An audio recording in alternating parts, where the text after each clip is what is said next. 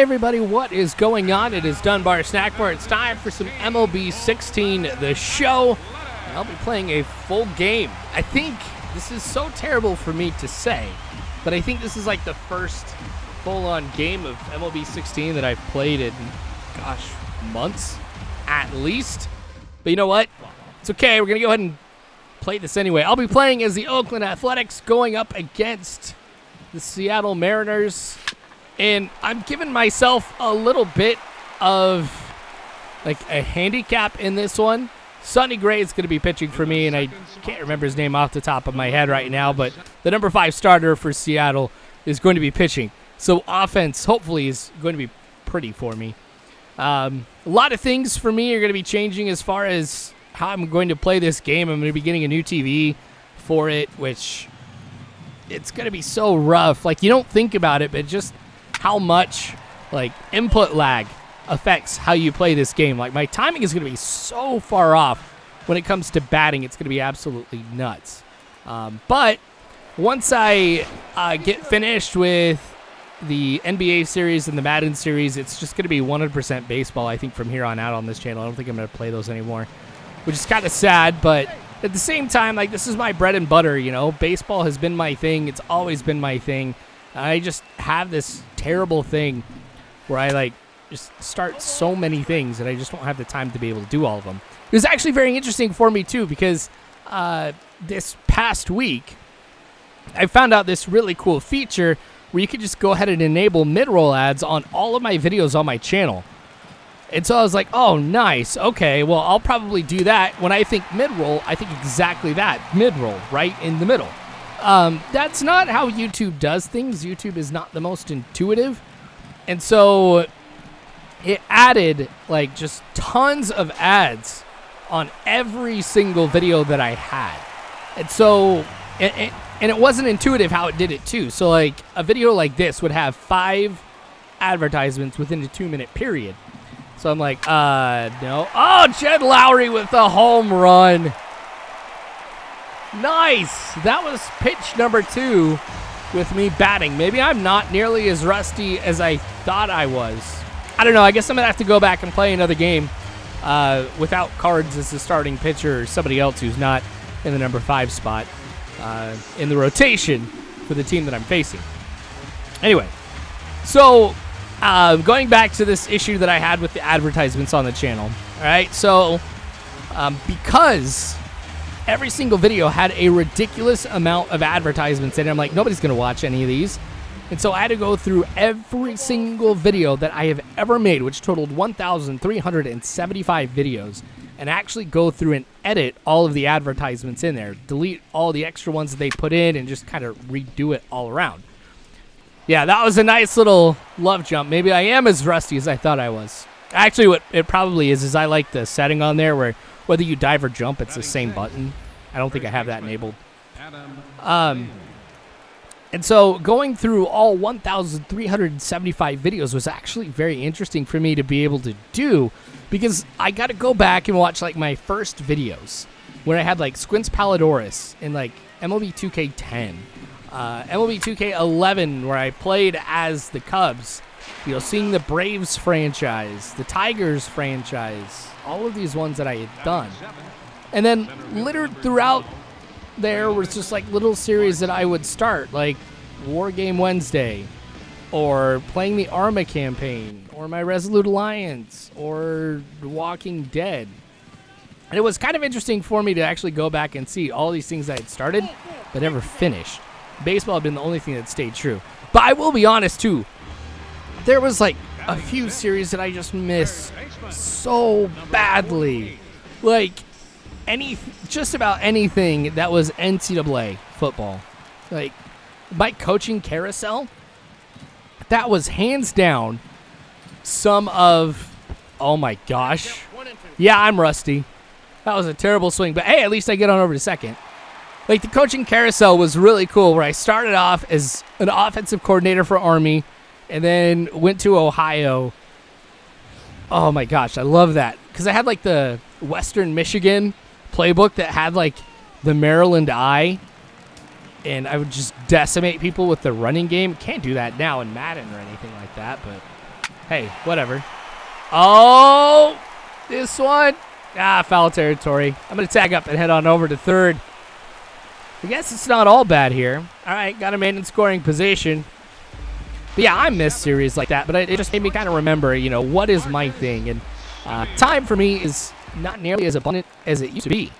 Because another thing about me going back and just kind of reliving all of the videos that I had done in the past made me relive why I was doing YouTube so passionately at the time and what was kind of going on with my life. For me, it was very much just a trip down memory lane in the best and worst possible ways. Back in what I would consider my prime, 2012, 2013, and 2014, I was working a miserable job, you guys. I hated what I did for work. YouTube was one of the few things that I had, in addition to spending time with my wife, that truly gave me joy and provided value, for myself. And so just going through that was like, oh man, this was a dark time. But it was also cool because I got to see the video where I announced, oh, Hiram, or I'm going to have a boy. And then, hey, I got married.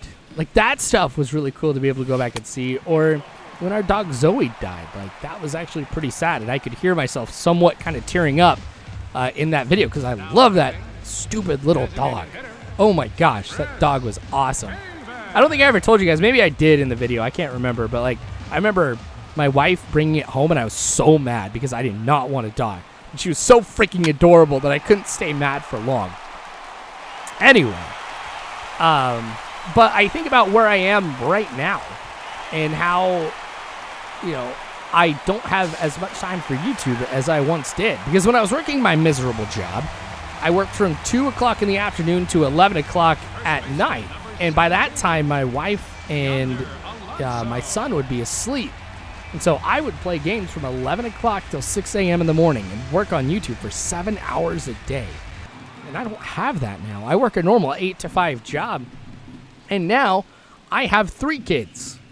So some of you guys may have seen that post that I put on Twitter saying, oh, hey, I'm going to be a dad again.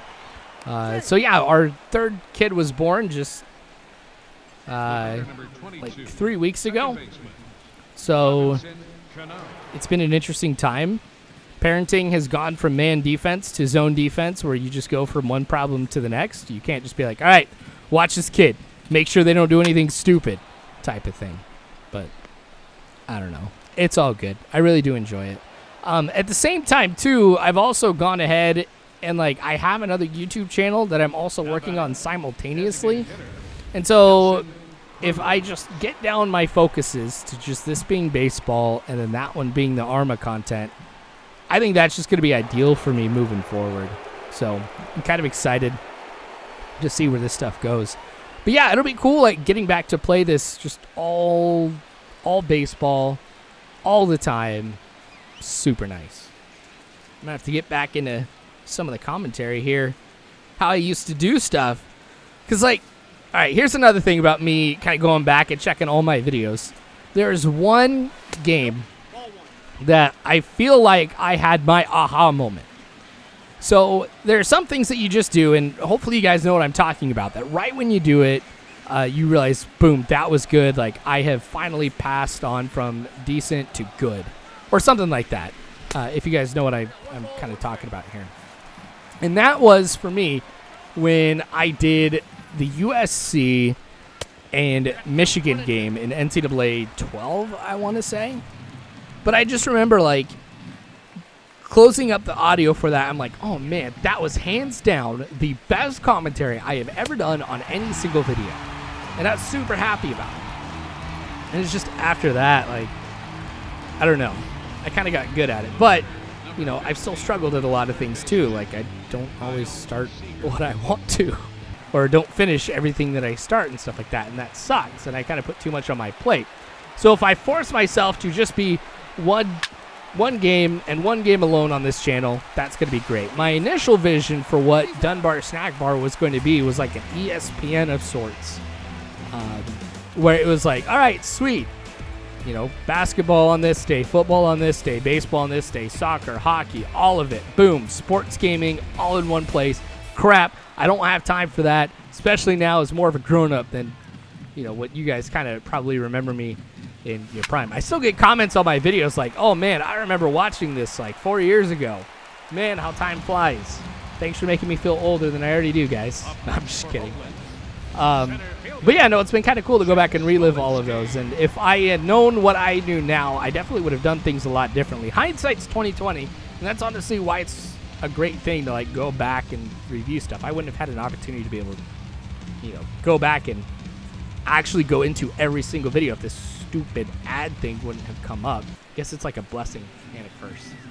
But oh my gosh, we're only in the bottom of the fourth. At least I get a base hit up the middle. It'll put runners on first and second for me. I'm threatening to be able to score once again. Jed Lowry. This dude's on fire this game. Honestly, this is going far better than I expected. Maybe there's more things on here that just haven't been changed. Yeah, Valencia with a home run. Gosh, Danny Valencia. Great one. This makes me think, if MLB is going to be the only thing that I do once I get this Madden and NBA series finished up, I need to come up with a franchise. Because I've got idea for 2 series. I don't know if I necessarily want to do Road to the Show because you see so much of that out there. But, oh man, now you guys have got me thinking. I mean, there's a lot of things that I want to wait for too. Like, but one of the reasons why I bought a new TV is it's 4K. And I do want to wait and see if MLB The Show 17 is going to be 4K or not. I can imagine it will. I mean, it's San Diego Studios. I mean, these guys are usually on the forefront of all the stuff that Sony is trying to do. So I would imagine that it would be, but that also means I have to buy a PS4 Pro if it is. Man, that would be super sweet. I guess maybe, I don't know if I should make an MLB 17 wish list. Maybe it's a little too late, seeing that it's only just a couple months out at this point. I don't know. I'm thinking out loud. This is probably not the place where I should be doing this kind of planning, but you guys have just got me spawned. I'm going without any notes for this one, too, because I just wanted this to be all from the heart, and I really wanted to enjoy doing a baseball commentary again. That's like a full-on game. Like, Ajax Booker was cool, but I didn't have, like, the awesome, Sonny Gray with an amazing strikeout at a super important time, or epic home run, and just getting all this stuff kind of going. I mean, it's a completely different experience doing commentary for some of these games, and I'm sure it's the same thing watching it too, because Ajax Booker, it's one person all the time. It can get pretty repetitive, but if you got a full-on game where you're controlling 9 people and all these different situations are coming up, that can prevent, or there could be some pretty cool stuff that happens here, especially when it's back-to-back. You get to see all the stuff unfold. Nice! All right, that's going to be another run for me. I'm safe at third. Runners at both second and third now for me. Am I going to get some more runs out of this too? I'm surprised, completely surprised. We haven't seen a pitching change yet for Seattle. Oh, wait, we have seen a pitching change. Ha, that's right. This reliever I struggled with at the beginning, but now you can see I'm not struggling that much at all. I've gotten used to it. The first pitcher was actually super tough for me to go up against because he had like this knuckle curve that was nuts and just all over the place. And like that's why I swung at some bad pitches. I think I only struck out maybe once or twice though the time that he was in, so I'll consider that a big one. But Vidal Nuno. Oh my gosh. Great idea for like the most epic video ever out of baseball. People with awesome Hispanic names. Oh man, seriously? It is the top of the ninth. But yeah, people with awesome Hispanic names. So I could be like De La Rosa or Nuno throughout the entire game. That would be sweet. Versus like some other team. I don't know. Anyway, gosh, I had a great thing going with Sonny Gray right here. I was going for the complete game shutout. And then he had to go ahead and hit a home run. Now that Robinson Cano is coming up next, I don't know if I necessarily want to keep Sonny Gray in right now, because half the reason why I like playing this these games here is being able to feature more of the team than just one person, and that includes just one pitcher. So as much as I love Sonny Gray, I'm going to have to go to the bullpen. I'm going to bring in Doolittle here to try and close this one out. So, expect some good stuff out of him. He was actually somebody who I would do a lot of card trading with, because it was one of the things I found out, great way to be able to get coins for MLB 16 is just basically use it like a stock market. Buy low, sell high, be able to get a lot of good stuff out of it. So, Sean Doolittle, he was always one of the guys that had a pretty sweet gap between the buy and sell price. And so I usually get a lot off of him. Anyway, here we are. The score is 10-1 here in the top of the ninth. 2 outs. I've already got 1 K with Sean Doolittle, too. And then a pretty sweet, I think it was a ground ball out. So already this dude is doing his job. Sean Doolittle, this guy is awesome. Nice. Strike 2 with that changeup low.